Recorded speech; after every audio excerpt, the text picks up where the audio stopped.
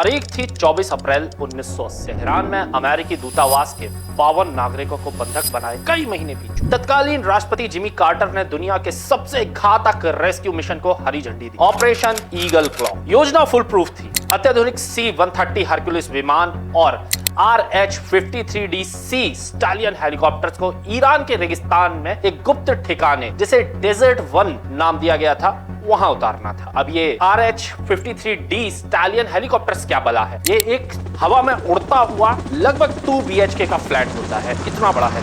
लेकिन इस ऑपरेशन में कुदरत और किस्मत को कुछ और ही मंजूर था। जैसे ही अमेरिकी बेड़ा ईरान की सीमा में दाखिल हुआ, ईरान के तपते रेगिस्तान में एक भीषण हबूब यानी रेतीली तूफान का रूप ले विजिबिलिटी 0 हो गई। अत्याधुनिक तकनीक धरी की धरी रहे। तबाही तब मची जब एक अमेरिकी हेलीकॉप्टर वहां खड़े एक ट्रांसपोर्ट विमान से टकरा गया। चंद सेकंडों में ईरान का वो रेगिस्तान आग का दरिया बन गया। 8 अमेरिकी कमांडो मौके पर ही जलकर राख हो गए। मिशन को बीच में ही छोड़ना पड़ा। घबराहट इतनी थी कि अमेरिकी सेना अपने मारे गए साथियों के शव और अपने सीक्रेट दस्तावेज वहीं छोड़कर भाग खड़ी हुई। अगली सुबह जब दुनिया जागी तो ईरान के टीवी पर जलते हुए अमेरिकी विमानों के मलबे और वहां बिखरे अमेरिकी कमांडोज के शव पूरी दुनिया की सुपर पावर की फजीयत कर रहे थे। इसी एक नाकामी ने न केवल मिशन को तबाह किया बल्कि जिमी कार्टर की सत्ता को भी उखाड़ फेंका। नमस्कार, मैं हूं अनिकेत दीक्षित और आप देख रहे हैं राजीव। आज हम उस महाशक्ति के अहंकार की बात करेंगे जिसके पास दुनिया का सबसे बड़ा सैन्य बजट है, लेकिन जब बात ईरान की आती है तो वॉशिंगटन के गलियारों में पसीने छूटने लगते। आखिर क्यों अमेरिका ईरान का नाम सुनते ही बैकफुट पर आ जाता है? इसका जवाब छुपा है इतिहास के उस जख्म में जिसे अमेरिका आज भी नहीं भूल पाया है। ईगल क्लॉ तो बस शुरुआत थी। अगर हम इतिहास के पन्ने पलटें तो अमेरिका की सैन्य ताकत का गुब्बारा हर बड़े मोर्चे पर फूटा है। वियतनाम की बात करें, करीब 20 साल तक लड़ने और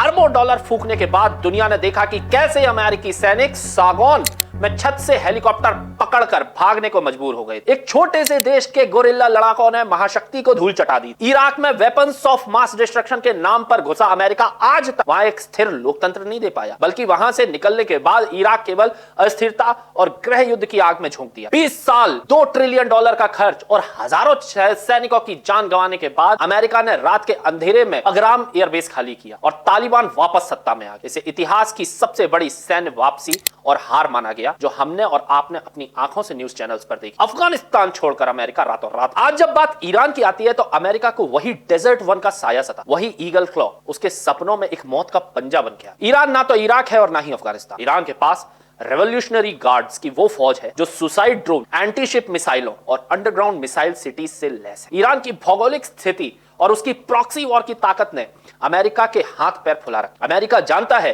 कि अगर उसने ईरान की जमीन पर पैर रखा तो उसे सिर्फ एक युद्ध नहीं बल्कि एक ऐसे दलदल का सामना करना पड़ेगा जहां से वापसी का कोई रास्ता जिंदा वापस। इतिहास गवाह है, अमेरिका जंग शुरू करना तो जानता है लेकिन उसे खत्म करना और जीतना शायद उसके बस की बात नहीं। राजीव टाइम्स के लिए मैं अनिकेत दीक्षित आपसे लूंगा इजाजत। मिलूंगा आपसे एक नई स्टोरी में, तब तक जुड़े रहे राजीव टाइम्स के साथ। नमस्कार।